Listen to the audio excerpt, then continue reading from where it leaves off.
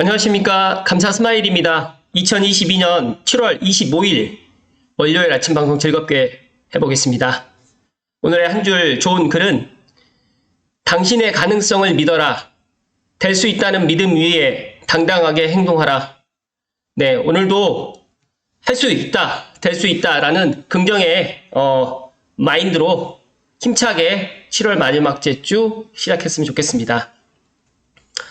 오늘 방송 드릴 주제는 2023년도 세제 개편안이 나왔습니다. 관련해가지고 빈스 하임께서 상당히 부동산 편을 요약을 잘 해주셨습니다.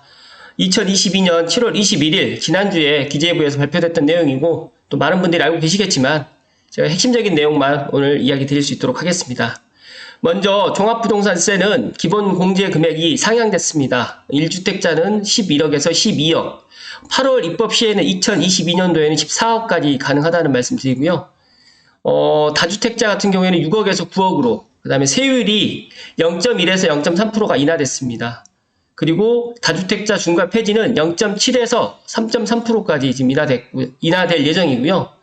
세부담 상한 조정도 급격한 증가 방지로 인해서 2주택 같은 경우하고 3주택 동일하게 150%로 통일할 계획입니다. 고령자 장기보유자 납부 유예 같은 경우에도 1세대 1주택자 같은 경우에는 총급여 7천만 원 이하로 종부세 100만 원 초과되는 경우에는 이렇게 또 납부를 또 유예하겠다라고 또 밝혔고요. 또 주택수 재추가 1세대 1주택자 판정 시에 일시적 2주택자 관련해가지고도 지금 좀 변경된 부분이 있는데 그건 제가 뒤에서 말씀드리도록 하겠습니다. 상속주택이라든지 지방저가주택 같은 경우에도 주택수가 제외될 것 같습니다. 근데 가장 중요한 거는 이제 8월에 입법이 됐을 때가 이제 국회가 이제 8월에 이런 거를 민주당 동의를 갖다 구해야 되는 부분이 남아있기 때문에 아직 확정된 건 아니라는 말씀 드리고요. 소득세하고 양도세도 고가주택 기준 상향이라든지 소형주택 임대사업자 세액 감면 연장이라든지 월세 세액 공제율 상향, 또 주택 차입금, 원리금 상한액 공제 한도도 기존 300만 원에서 400만 원으로 확대됐고요. 과세 표준 구간 금액 조정도 보시는 바처럼 1,400만 원 이하는 6%, 1,400만 원에서 5천만 원까지는 15%, 5천만 원에서 8,800만 원까지는 24%, 기존 1,200, 4,600만 원 구간이 약간 상향됐다라는 말씀드리고요. 또 증여 양도 부당행위 계산 적용 기간이 앞으로 5년에서 10년, 증여 후 기간 내 양도 시의 증여자 취득가액 기준으로 해서 양도차익 계산할 때 기존에는 5년이었는데 10년으로 증가됐고요. 또 양도세 같은 경우에도 민간 건설 임대주택 장특공 70% 특례가 2024년 말까지 연장되고 또 농어촌 주택이라든지 고양주택 주택수 제외 특례도 기준 시가가 2억에서 3억까지 또 증가됐다. 적용 기한은 2022년 말부터 2025년 말까지 수도권 및 조정 대상 외 지역으로 지금 된다라고 지금 밝혔는데 가장 중요한 핵심 포인트는 국회 통과 시에 2023년 1월 1일, 그러니까 내년 1월 1일 이후부터 적용된다라는 말씀 오늘 강조해서 이야기를 드립니다. 그런데 이제 지금 부동산 상황이 뭐 그렇게 썩 좋은 상황이 아니기 때문에 제가 생각했을 때는 무난하게 통과되지 않을까 저는 그렇게 예상을 합니다. 일단 관련해가지고 조금 더 설명을 좀 드리면 먼저 2022년 세제 개편안 이게 이제 역동적 경제 합리적 세제 관련해가지고 이렇게 이야기를 했는데 윤석열 정부에서 이제 공약 사항을 갖다 어느 정도는 지금 지켜나가고 있는 것 같습니다. 제가 다른 부분은 시간 관계상 말씀을 안 드릴 거고요. 가장 제가 관심 있는 부동산 세제 관련해가지고 앞서서도 말씀드렸듯이 일반 같은 경우 이제 개전, 그러니까 일반 6억에서 9억까지 그리고 1세대 1주택 같은 경우에는 11억에서 12억으로 지금 개정이 됐다. 그러니까 이 일반이라는 거는 쉽게 말해가지고 다주택자를 말씀드리는 겁니다. 주택분 종합부동산 세율 조정도 기존에 현행은 일반과 다주택이 지금 차이가 있었는데 개정안은 동일하게 지금 간다. 그리고 최고 세율이 2.7%로 단일 세율로 지금 갈 것 같습니다. 관련해서 이제 부동산 세제 정상화에 관련해서 주택분 종합부동산 세율 및 세부담 상한 조정으로 되어 있는데 제가 지금 이것보다 상세본으로 해서 말씀드리는 게 더 좋을 것 같아서 상세본으로 좀 자세하게 좀 이야기를 드릴 수 있도록 하겠습니다. 부동산 세제 정상화 많은 분들이 이야기하셨지만 저는 이렇게 될 거라고 예상을 했고 또 이 부분에 있어서 이게 긍정적이다 부정적이다 이런 이야기보다는 지난 정부에서 이 종합부동산 관련해가지고는 정말 과도한 부분이 없지 않았다라는 말씀 드리면서 시작하겠습니다. 개정안을 보신 것처럼 이제 3억 원 이하부터 94억 원 초과까지 앞에서도 말씀드렸던 것처럼 0.5에서 2.7%로 지금 갈 거고요. 개정 이유는 응능 부담 원칙에 따라 주택수 차등과세를 가액 기준 과세로 전환하고 세부담을 적정하겠다.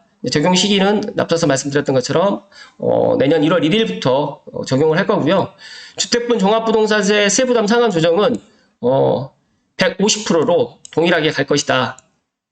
개정 이유는 급격한 증가를 방지하겠다는 이야기입니다. 주택분 종합부동산세 기본공제금액 상향은 앞서서도 말씀드렸던 것처럼 6억에서 9억으로 11억에서 12억으로 올해까지는 14억까지도 가능합니다. 기본공제금액을 현실화하고 양도소득세와 고가주택의 기준을 통일해야지만 그런 형평성 부분의 그런 것들이 좀 적어지지 않을까라고 지금 이야기를 했고요. 또 이제 특별공제 도입을 갖다 하겠다. 이 특례로 이제 2022년 주택분 종합부동산세 과세 표준은 3억 원 추가 공제가 지금 신설됐다. 이 부분에 있어서 임시국회에 이제 만약에 통과되면 올해까지는 14억까지 가능하다는 말씀 드립니다. 고령자 장기보유자 종합부동산세 납부 위에도 지금 도입됐는데 이것도 신설됐습니다.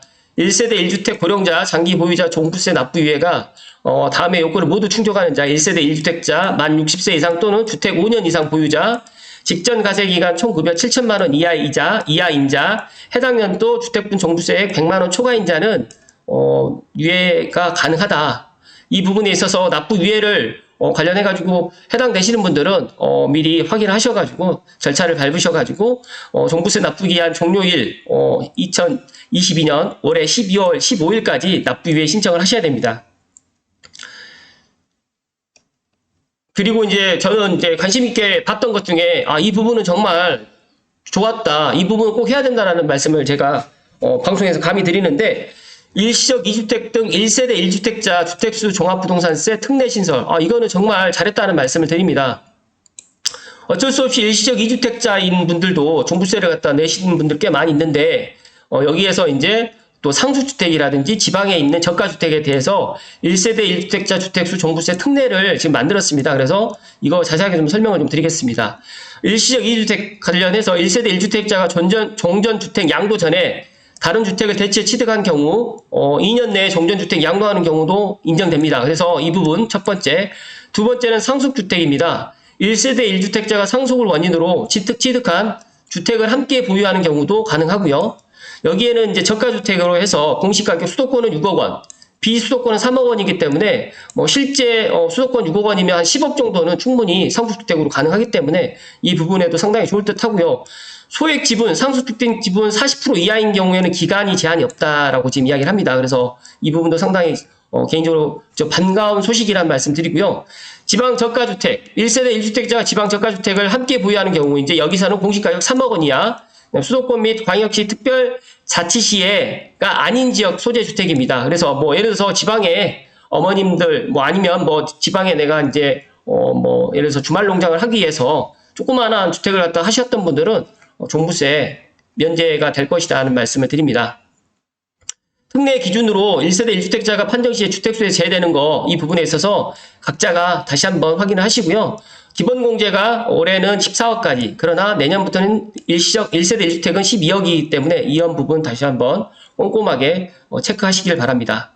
9월 16일부터 9월 30일까지 관할 세무서장에게 신청을 해야 됩니다. 또 사후관리 같은 경우에는 요건 및 충족 시에는 주택수에 합산하고 경감세액 및 이자 상당 가산액을 또 추징한다고 합니다. 그래서 이 부분에 있어서 오늘 방송만 보지 마시고 한 번 더 체크 확인하시라는 말씀 다시 한번 드리고요. 적용 시기는 올해 1월 1일 이후부터 납세 의무가 성립하는 부분부터 적용하기 때문에 이 부분에 있어서는 내년이 아니라는 말씀 드립니다. 주택임대소득 과세 고가주택 기준 인상 같은 경우에도 보시는 것처럼 기준 시가가 12억 원까지 이렇게 개정안으로 좀 변경됐고요. 소형주택 임대사업자 세액 감면도 연장이 됐습니다. 관련해가지고 참고하시면 좋을 듯 하고요. 조세 인프라 확충이라든지 이런 것들은 제가 말씀 안 드려도 각자가 이 부분에 있어서는 다시 한번 확인해 주시길 바라고요. 일단은 이번에 제가 봤더니 윤석열 정부에서 2022년 세제 개편안 이게 이제 국회 통과가 되면 이제 내년부터 이제 실시가 되고 또 빠른 것들은 올해부터 이제 실시가 될 예정인데 이 부분에 있어서 감사 스마일이 물 한 잔만 마시고 마무리 방송 드릴 수 있도록 하겠습니다.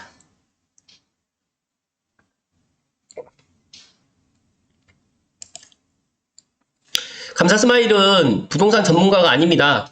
세금 전문가는 아닙니다. 그러나 감사 스마일이 계속해서 이제 방송에서 몇 번 이야기 드렸지만 이제 똘똘한 한 채가 이제 이번에 이제 바뀌는 세제 개편안으로 인해서 좀 많이 좀 달라질 것 같고요.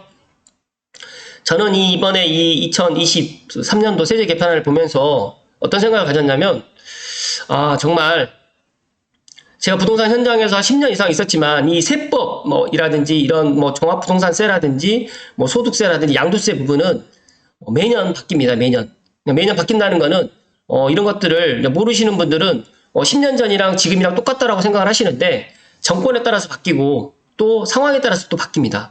그런데 이제 마침 최근에 이제 상황이 아파트 가격이라든지 주택 가격이 하락한다는 이런 자꾸 이제 이런 시그널을 갖다가 또 전문가분들도 이제 내세우시고 또 언론에서도 이렇게 이야기를 하다 보니까 어떻게 보면 이 2023년도 세제 개편안이 충분히 국회에 통과될 가능성이 상당히 높겠다라고 저는 그렇게 예상을 하고요. 반대로 내년, 내후년, 2023년, 4년, 2025년에 만약에 이제 부동산 경기라든지 여러 가지 또 상황이 또 달라진다고 하면 종합부동산세라든지 소득세라든지 양도세 부분도 또 변경이 될 수 있을 것 같고요.